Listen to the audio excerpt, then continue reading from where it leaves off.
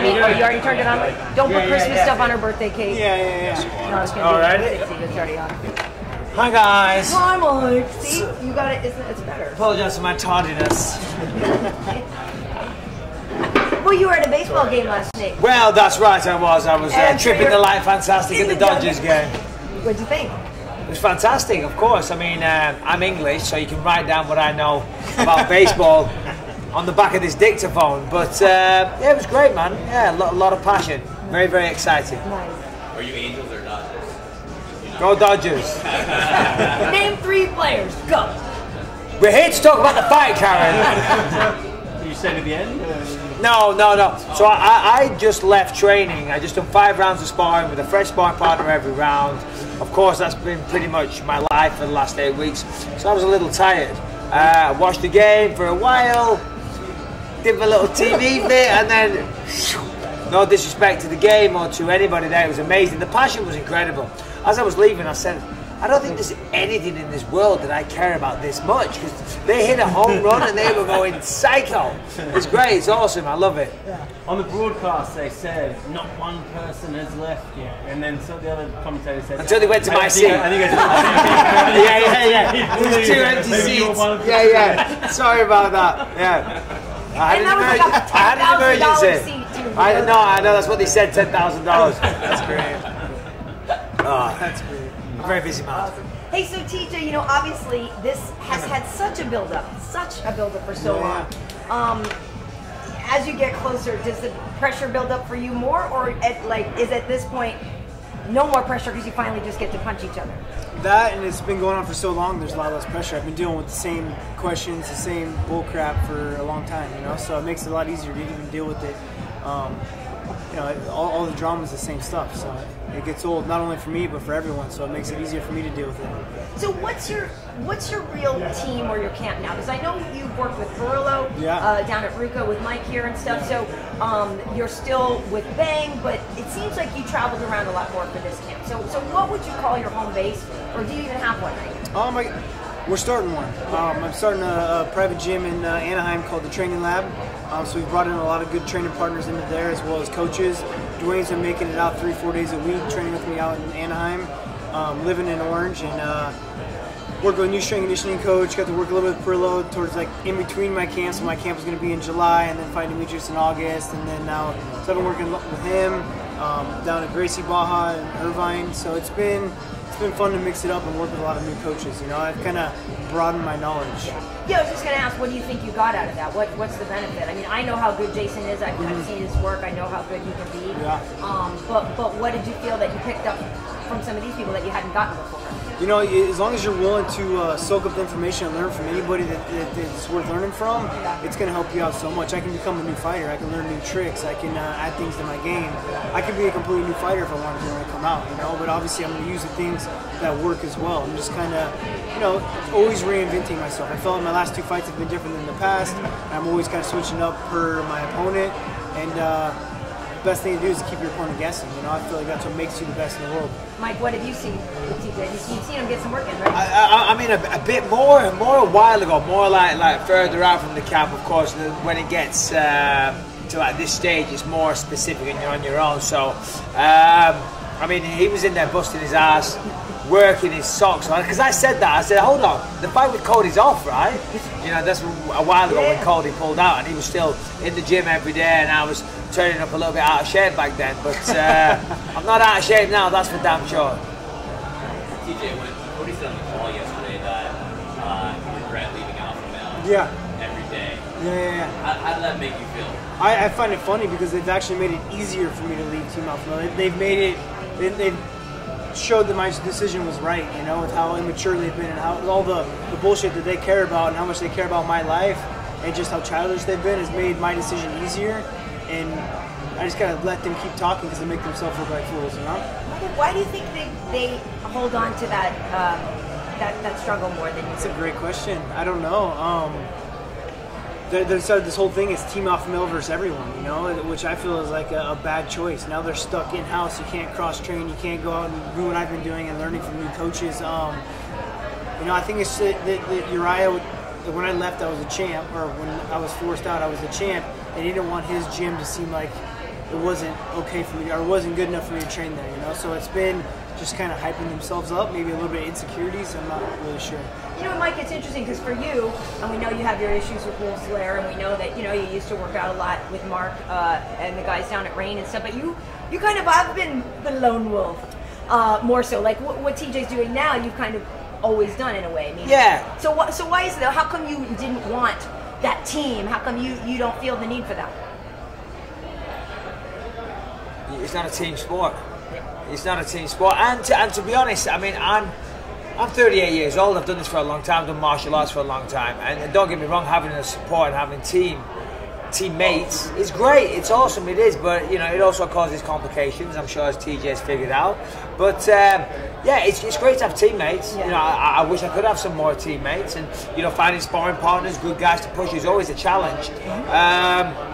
It's just the way it's worked out. It wasn't necessarily a conscious decision, but yeah, I'm very, very happy with the training environment. This camp's been, everyone says it, it's a cliche, right? The best training camp of my life, but it really has been. And that's because I'm fighting George. I know I had to step my game up. George is one of the best fighters to ever step foot inside the octagon, so I've got to raise my game because I want to beat him. And if I'm going to beat him, I've got to push myself to the extremes. That's why I've got out of bed, had a coffee, and ran 4 miles every single morning. Then I've gone and trained, then I eat, I sleep, I go train again. That's all I've done. I've been super disciplined. I've eaten the correct foods. I'm 200 pounds today, so I'm on target weight. My cardio is through the roof. I'm knocking guys out every single sparring session. That's what people say. I swear to God on my children's life, people have been going to sleep very, very regularly in this training camp. If George beats me in this fight, I'll be the first to hold his hand up and say, congratulations, well done. Because I've got no excuses. I'm the best version of myself, physically, mentally, athletically. You know, I don't see how George wins this fight, if I'm honest. So I personally am not one of those everything happens for a reason person, me and neither. I don't think you are either, right? So then, but this fight was supposed to happen a while ago. Yeah. So, in hindsight now then, is this the best situation that is happening Yeah, now? no, for sure it is. I mean, Dana offered me the fight with Yoel and Whittaker. As you know, I went down and I challenged Whittaker in the ring. I accepted the fight with the winner of that fight. I didn't know who it was going to be. I accepted Whittaker, I accepted Romero. Turns out Whittaker won and injured himself. So that opened the door for this fight to happen again. And here we are. I'm happy I'm fighting George. This is a hard fight. I know it's a hard fight. That's why I've trained the way I have. He's got a big advantage in the wrestling department. I've brought in some great wrestlers. You know, way better wrestlers than George. Of course, this is MMA, so it is different. But, you know, we'll see what the little lizard's got. We'll see what he's got. I mean, I'm ready for him. We'll see if he's ready for me. I think I'm hearing that his mentor, Christophe Madou, has walked away from the camp, doesn't want any part of it, says he's too slow, doesn't like the way he's performing. See, he's bulked up and got bigger, and you can see that he's got a little fat head, you know, the little rolls in the back of the neck that people get. He doesn't always have that, but he does now, and that slows you down. It slows you down so you can be as big as he wants. He's still going to be the smallest little shit that I've ever faced. UFC? No, I was just going to say, what have you done? I mean, you've been in this game for so long. How are you better at this age than you were like 10 years ago? What are the secrets? It's this, the mentality. I mean, physically, yeah, I'm still learning things. That's the beauty of mixed martial arts, right? There's always things to learn. But I'm controlling this way better now. I used to try and get angry before fights. Now I try and stay as calm as possible. And I am. I do a good job of that. I mean, I'm an emotional wreck at times, you know. And but this training camp, well, ever since the last couple of years, we've worked with Jason Perillo. But our best work is done after the training, when we're sat down and I'm dying, and I'm covered in a pool of sweat, and we talk, and he gets into my mind, and we talk about the emotions of fighting. So it's one thing to do it in the gym, and then it's another thing to cross that over into sparring, and then from the sparring to the fight, and it takes time. You know, it's a very physical sport, but the mind controls everything, you know, and I've just matured. At 38 years old, I guess it had to happen sometime. For both of you guys, UFC waited a long time to get big events in New York and Madison Square Garden. Last year's one was obviously a big one. They've obviously put a whole lot into making sure this is a stacked card. have a special kind of feel for you guys? I know you're focused on the fight at hand, but is this event in general have a special kind of feel for you? Go ahead, TJ. Absolutely. I think it's the biggest fight arena you can fight in, really. From being a fan of just fight sports in general. It's and I was there when the last UFC was there, and it was a very good environment, and I'm excited to put on a show for all the fans there. Yeah, obviously being English, I'd never been to Madison Square Garden. It's a long trip to watch a boxing fight or whatever. But last year when they had UFC 205 with Conor, I was there doing the Fox thing, and the whole thing was about Madison Square Garden, such an iconic arena, and we had to talk about that and hype that up on Fox. And realistically, in my mind, I'm thinking, what's all the? I don't get it until I was there. You know what I mean? Then I was there. You could feel the energy. You could feel how special it was. The energy in the room. You could really tell it's a historic place. You can feel it. And of course, when you know the history of the place, the fights that have happened. So yeah, I mean, the closer this fight gets, the more excited I'm getting. I get on a plane on Saturday. I get to New York, and the party starts, I guess. Michael, you've probably taken more criticism from fans since you've been champion and all the years prior to that. Why do you think that is, and where does that stem from? Well, I mean, I don't know. You tell me. You tell me. I mean, they're saying that I'm ducking contenders, Pretty sure I accepted a fight with Yoel and Whittaker in one night. Do you know what I mean? So, they're the ones that couldn't make it to the octagon, not me. So they say I'm fighting a blown-up welterweight. I guess I am fighting a blown-up welterweight, but that's not my choice. That's the UFC's choice. So, I open my mouth, I say things. So Robert is supposedly going to be in New York next week too. I should think so. Yeah. So what would you say to him afterwards? I'd say open his fucking mouth and let's sell a fight. Yeah. Because he's boring. He's a great fighter though. He's a great fighter. He's a nice guy. Yeah. But come on, what did he do? Him and Yoel, two great fighters, 125,000 pay-per-view buys. No one wants to watch them. Well, the rumor wasn't somebody trying to say that your guys' fight wasn't selling so well? The 217 card is. We're gonna sell just fine. We're gonna sell just fine. We're trending very well. Don't you worry. Michael, I know you're based over here now, but it's a pretty remarkable time for fight sports in Britain in general. Anthony Joshua's fighting this weekend. Massively. UFC's going from strength to strength. Have you sort of picked up on that even to? Well, I mean, the boxing scene. I mean, we've always had a strong boxing scene in the UK, but right now it's incredible. Certainly with the heavyweights. Yeah, I mean, I've always been proud to represent England, and of course, with a rich history steeped in fighting sports, and of course, we're kind of late to the party, if you will, in some regards with mixed martial arts. But we're here now. We've got the first British champion, and hopefully, I'll still be the champ next Sunday. But yeah, I mean, we have a wealth of fighting talent in the UK. I'm proud to have been at the forefront of that in the mixed martial arts term for quite some time. But yeah, we've no shortage of boxers, as you know. TJ, so one thing I want to hit on is when you guys were doing The Ultimate Fighter, one of the interactions was you said something to the effect, I'm paraphrasing, but I have a higher fight IQ. And Cody said, but I have this right hand. Yeah. So if you remember that interaction, I mean, but really, how do you see this playing out? Because obviously we saw what he did to Dominic, and he beat Dominic at Dominic's own game. Dominic played his game. Well, see, that's what I'm wondering. What your take is on that. How do you Dominic think that played went? his game. Dominic didn't fight how he should have. He's usually a very smart fighter, and he actually let the emotions get a hold of him.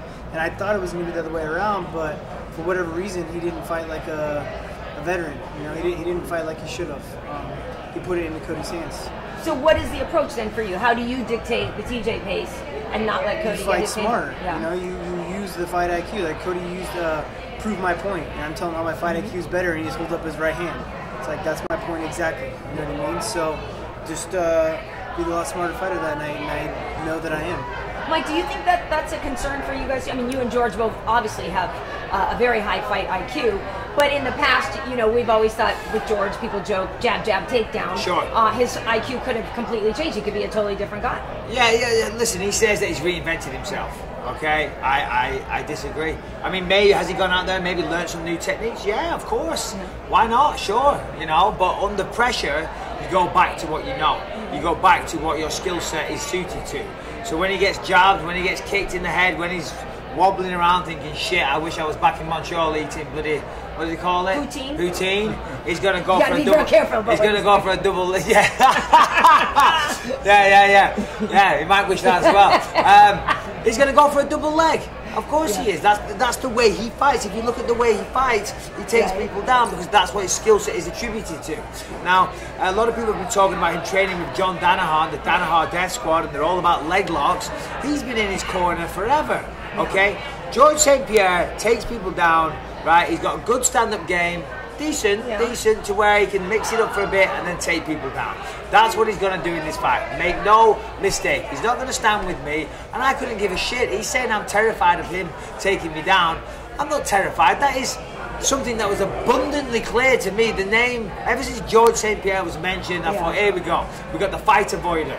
You know when people take you down, they hide in your guard, and you come up, boof, elbow, back down. Boom. Hide, elbow. That's all he's going to do. I'll stand there on my feet, I'm going to knock him out. So what have you evolved at then? Obviously we know your cardio's always been on point, that's the same. Where has Michael Bisping improved? You're 38, I could say the same thing about you, you're the same guy. Absolutely, yeah. Well, my wrestling's definitely got better because I've had to for George. You know, my takedown defense is way better. We brought in these two wrestlers, I forget their exact credentials, but I've never wrestled with anyone quite so ridiculously good in my life, to be honest. It was very humbling. These two college kids, they threw me on my head all over the place. And they're not throwing me on my head all over the place anymore. Do you know what I mean? I'm having a good time. Did you make him put gloves on? I did a couple of times. Yeah. Of course I did. I had to drop a little left hook, you know. So, but yeah. My takedown defense has got better. I mean, I'm sitting down on my punches. I'm knocking people out, you know. Simple as that. And I believe I will knock George out. I believe it. He doesn't like to get hit. Now, nobody likes to get hit, but some people are more accustomed to it than others. Okay? And he marks up, and when I punch him and he gets red and he starts bleeding, he's going to start panicking. And he's going to go for that double leg. I'm going to get back up and restart. Like, if you win, sorry, Martin, you win at 217, you win over George St-Pierre. You've already beaten Anderson Silva. I think you have either once or number one or two in terms of wins in the UFC. Number one. But it feels like you don't get the credit from fans that if you look at your resume, that you're owed. Why do you think that is? And you think you're someone that you will appreciate down the line? I mean, I'd like to think so. I mean, the thing is, they all say, where are all these top 10 wins? The problem is I've been in the UFC for so long. They were in the top 10 when I fought them, but they're not. A lot of them are retired now. They call me a fake champion. I knocked out Luke Rockhold in 3 minutes. It's always been that way. Listen, I'm sitting there, I'm joking around and being silly. Some people take that the wrong way. I'm very, very serious about what I do, and I'm not here by mistake. This thing to my right is not here by accident. It's through a lifetime's hard work. And will they give me respect down the line? Maybe, maybe not. Honestly, I couldn't care less. And I said this at the press conference in Vegas, and you're all very fine journalists, but your approval is not what I'm looking for. I'm looking to take care of my family. I do this for my wife and children, and to give them a great life, so that when I'm retired, they can live a good life, and hopefully there's even a little bit left over for their kids. So we'll see, you know. And if down the line you guys say something nice about me, then that's great. If not, kiss my ass. Doesn't it frustrate you even a little bit because you have that great resume? Trust me, I do get a lot of respect. Okay. You know, you might read all the negative comments. I read the good ones. I don't read them. There's plenty of good. I'm joking. Well, the thing is, you've been fighting so long, there wasn't even a top 10 back in the day. No, there wasn't. There didn't used to be a top 10, exactly. Yeah. You know, so, I mean, all right, brag time. They can say whatever they want. Most wins in UFC history, most fights in UFC history, most significant strikes, probably the most main events. I mean, current world champion.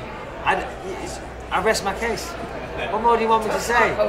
Tough talk host, movie star, friend of TJ Dillashaw. It doesn't get much better. You know, TJ, people talk about how family changes things for you. Obviously, Michael, he's way more motivated than maybe some other people. So now with your imminent fatherhood, has that changed your mentality at all?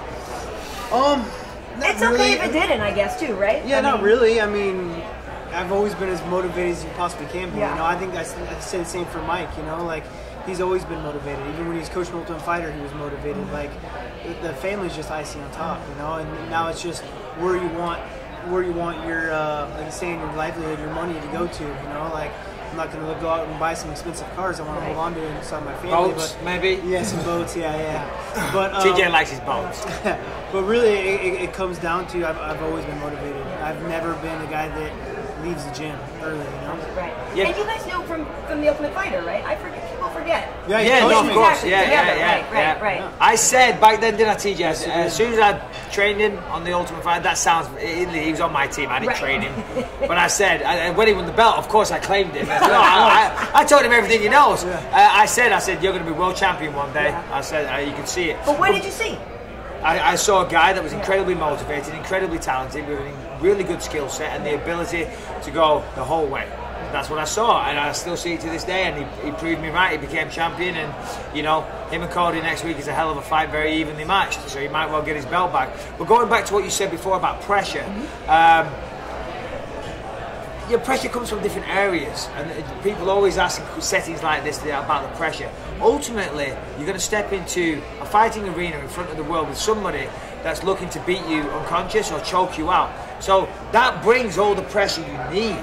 You know, of course we want to win. I'm not turning up for a payday. I'm turning up, all right, I want to win. I don't want to get my ass kicked in front of the world. That's motivation enough. I pride myself on being a fighter. That's what I do better than anything else in this world. I fight. And I'll be fucking damned if George St-Pierre is going to beat me on a world stage and on top of that knock me out. So I don't need any extra motivation. There is no extra pressure.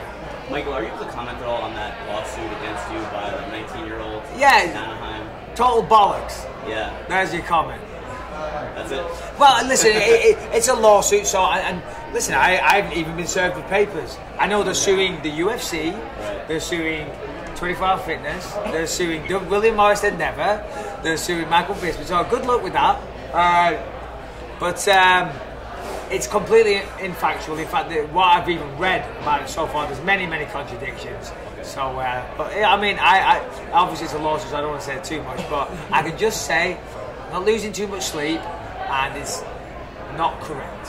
Why do you think it came out just this week? Well, you tell me. It happened months ago. It's very tactical. Let's bring it out. Oh, a week before the biggest fight of his life. You know, bring some attention to it, perhaps. Maybe look for a settlement because he doesn't want. I'm already saying too much. Good job. You're not worried. I'm already saying too much. George's working with Freddie Roach. Yes. Also working before. Very well credentialed boxing. Yeah, listen, I've had a bit of fun with that in training camp. Freddie Roach is an amazing boxing coach, and I have a ton of respect for what he's done. I jokingly said he probably can't spell UFC, which is true. It's different. Boxing for MMA and boxing for boxing, there is slight subtle changes you need to make.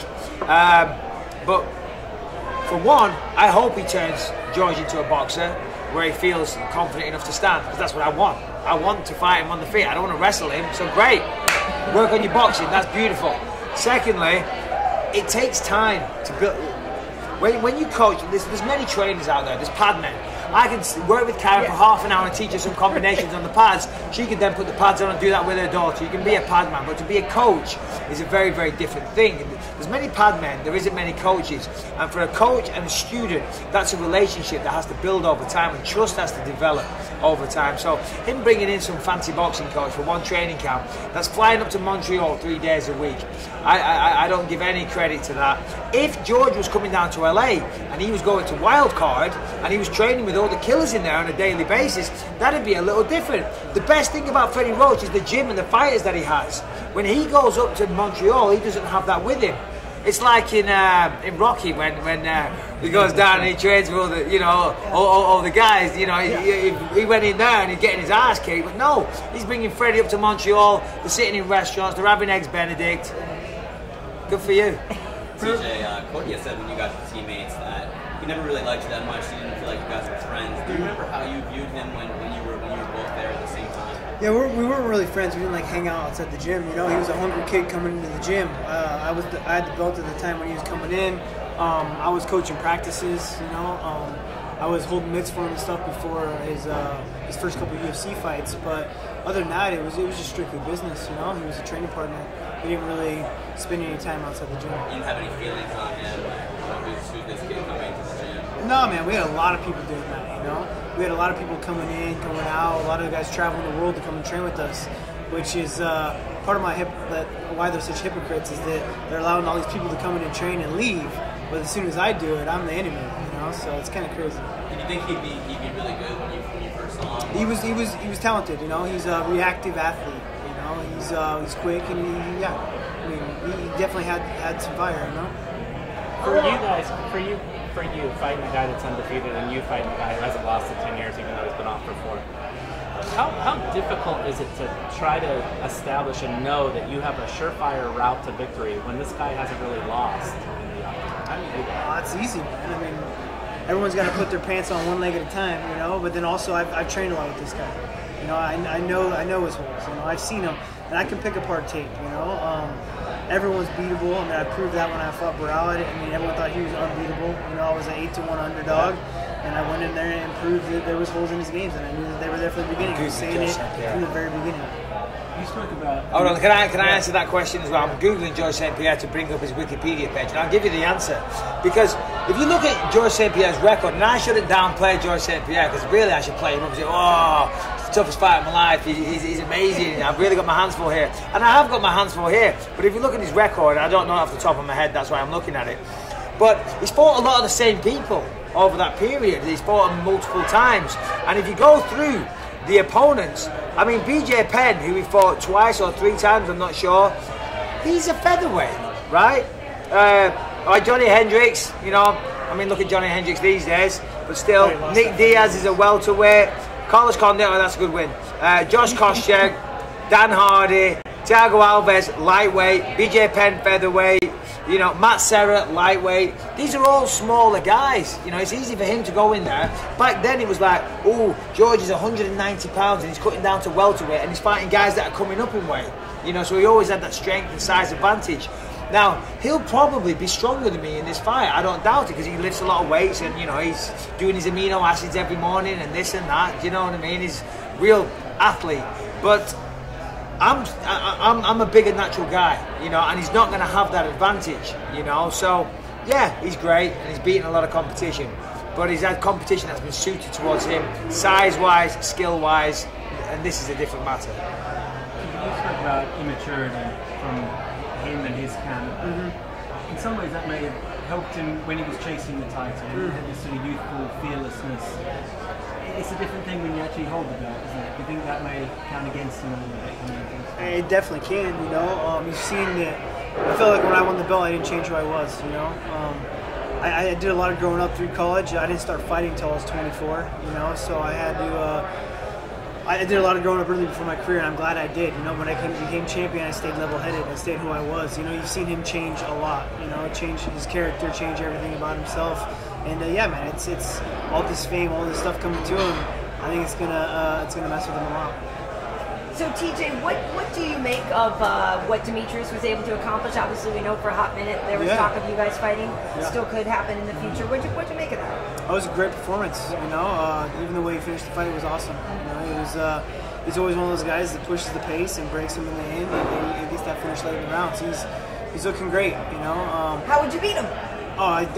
There's a lot of ways to beat Demetrius Johnson. You know, I feel like I'm a lot bigger of a challenge than the guys that he's been fighting. You know, I am bigger too. Yeah. You know, but the thing is, I can make the weight. Yeah. You know, so it's one of those things that I can do what he does. I'm bigger at it, and I'm just as smart as a fighter as he is. I keep the composure, and him and his coach are very cerebral coach and fighter. And by me playing that game as well, it's going to be a chess match, and that's why I beat Demetrius Johnson. How badly do you want? Oh, sorry, no. Yeah, no. I was just going to say, how badly do you want that to happen? I mean, it'd be amazing. He's the pound-for-pound kingpin right now. You know, like you beat him, you're taking over the throne. That's the plan. I mean, that's why we're doing this. You know, that's why he's champion of the world. That's why I'm going to get my belt back, and I want to be pound-for-pound best in the world. And that fight was being talked about. Did you start kind of dieting down, test down to see if you could make weight? Yeah, I was told it was going to happen. So I was supposed to go to the press conference for my fight in July. Found out I wasn't going, so I knew something was fishy. I hit Dana up instantly. I was like, what's going on? He told me that Cody was going to Germany to get something done for his back, you know, and so I told him, I was like, look, if Cody can't fight I want to fight for a title. I want to fight Demetrius Johnson. You know, he's up for this record-breaking fight. It would be huge. I can make the weight. He said, good, I love it. That's what's next, you know? He told me, I think I had 3 weeks from when I told it wasn't happening from when it was happening. I was waking up at 154 from the beginning, and I was waking up at 140 3 weeks in. I was still 9 weeks out from the fight. I was waking up at 140 pounds, you know? So I've taken diet real serious since I've been down in Southern California. I met a new strength and conditioning coach as well as a nutritionist, pretty much just a scientist with how he's developed my body. And I've been able to boost my testosterone levels over double with just the way I've been eating and training. So it's been cool to see, and it's definitely a great possibility of making 25s. Michael, you said a couple times during this whole promotional tour that you think George was on steroids at one point, maybe still is on them. What makes you say that? Because he's been very vocal, like, against steroid users, kind of like you have. What makes you think that he was on? I mean, he retired when USADA was implemented. That, for one, is a red flag. And I've heard things. I don't want to step outside the circle of trust, shall we say, you know? So, but I've heard things, and when I was told these things, they said, didn't hear it from me. And please don't say you said this, so I'm not going to betray them. But I've heard some things, you know, but whatever. You know, is he on them now? Definitely not. He can't be. You saw it. I mean, I've been testing a bunch for this camp. I'm assuming George has as well. But I feel like he was taking them in the past. I feel like he was, yeah. And I think when you look at him, you can see that. But I'll guarantee he's a clean athlete now. In the past, maybe. If what I was told is true, maybe. But I don't want that to be the narrative of this fight. You know, obviously I'm going to say that because it's kind of the prick I am. But the narrative is that I'm fighting one of the most dominant fighters of all time. You know, and I'm very excited for the challenge. I mean, to beat Anderson, to beat GSP, to add him to all the other names that I've beaten, yeah, that made me a happy man. Mike, I know they were asking before about your retirement because you had mentioned it. Yes. As we know, though, you do okay, and you have 3 children. Approaching college. I do. How much longer do you want to do it? You say you feel great, but how much do you want to be a 42-year-old fighter? No, I don't want to do that because, I mean, I've got some things going on outside of fighting, but I said that prior to this training camp because my wife wants me to retire. You know, I've done this for a long time. She wanted me to retire after the Luke Rockhold fight. She said, if you win, great. If you lose, please retire. But if you win, what a great way to retire. I'm like, babe, that's when we finally start earning some goddamn real money. Do you know what I mean? It's not. My financial advisor will be like, what are you doing? So it doesn't make sense. But I'm 38 years old. I've achieved everything I wanted to achieve. Now, of course, it's about stacking as many chips as I said. But you got to know when to walk away as well. George walked away. He shouldn't have walked back. You know, because he could have retired as a legend, he retired as champion, and now he's coming back, so his retirement is out the window. I don't want to be that guy. I don't want to be the guy that sticks around too long. You know, you see it, they're all getting knocked out and this and that, and you think, oh, walk away. I don't want to be that guy. I've still got a few brain cells left. I'd like to hang on to them. I do enjoy this, though. This training camp, for me, I enjoyed it so much. I was like, oh. So listen, I did say that this might be my last fight, but after this one, I feel I have to unify the belts, even though it's not unify the belts. I'm the undisputed champion. There's a little Mickey Mouse belt floating around. There's no need for that belt whatsoever, you know, but I get it. They want to sell pay-per-views. Throw an interim belt on there. So, you know, maybe I'll fight one more, fight Robert Whittaker in Manchester or London, and then maybe call it a day. Who knows? We'll see. Why was it so fun? Because it was George as an opponent? No, just because I love doing this. I love doing this. I mean, you know, we work at Forks. I do a bit of acting here and there. I do this, and I have fun, you know. But this is what I love to do. This is what makes me feel alive. Going into the gym, even though I'm tired and I'm sore and I want a cheeseburger so bad. Walking into the cage and sparring and performing well gives me the highest high, the biggest rush that you could ever imagine. That does it for me. That turns me on. And I've loved this entire training camp. Was there a point before that you ever did consider leaving? Like, you know, what's in this for me anymore? Well, I mean, listen, you know, we're prize fighters. We do it for money. Anyone that says they don't is an idiot, you know. I do this for money. And right now, the money's good. So it keeps me around, you know. Now, I'm not only here for that. As I just said, I love it. I'm passionate about it. But I like to get paid. I'm a working class guy from the northwest of England. I'm out here living in California. I've got the world battle on my side. Fuck. Why would I want this to end? Well, you guys listening to all the bullshit that comes out of my mouth? You know, I love having an audience. Will this be the biggest payday of your career, this fight? I hope so. I bloody well hope so. You know, come on, George, say something. Biggest show purse? No. No. No.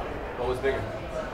Well, it'd be the same as the last one. Same as the last one. Same as the last one, yeah. What, I tried. I tried. Sure, I have no doubt. I tried till I was blue in the face. But on the back end, Back end's going to be good. Okay. Yeah. We'll see. For you, TJ, too, do you expect this to be the biggest payday of your career? We'll see. I don't know. Yeah, we'll see. Thanks, guys. Thank you very much. Appreciate it. A couple quick pictures here. Yes. Oh, yeah, sorry. Yeah. TJ, I'm bursting for a picture. You want to do your picture first? I'll be right back. Yeah, go for it. Sorry. I've been drinking coffee all day. I know that look.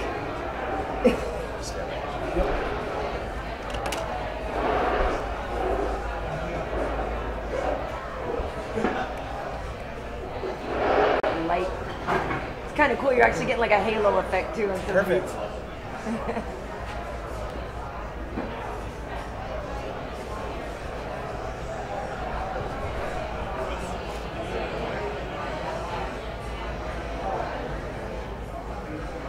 You could just scoot this over. Yeah, right? Just put it back on my shoulder where it belongs.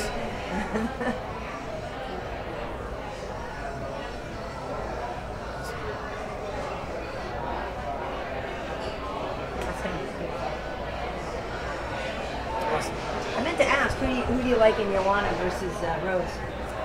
I do think it's probably going to be Joanna's toughest fight. Yeah. I mean, Rose has been awesome. It all about who shows up. If Rose shows up. Yeah. Awesome. But, She's got a better like sub game than a lot of the other girls who Joanna's fought. You know? Yeah. So Rose is scrappy. She is. She's so tough. tough. Super tough. That's gonna be a great fight. Yeah. But Joanna's just so mean, man. She's crazy. She believes everything she says. Like, there's no insecurities from her trash talk. I know. Like, all her trash talk is real. It's like totally factual. Yeah. Don't insult me. I know. She's great. The same mat? What's that? No, No, never did. Not really. Nuh-uh. in the same city, but Yeah, I trained a little bit with her trainer, Whitman. Yeah, but I never Trevor, worked yeah. out with Rose before. She's such a cool girl. Yeah, she's awesome. Such a cool girl. Yeah. Cool. Thank you.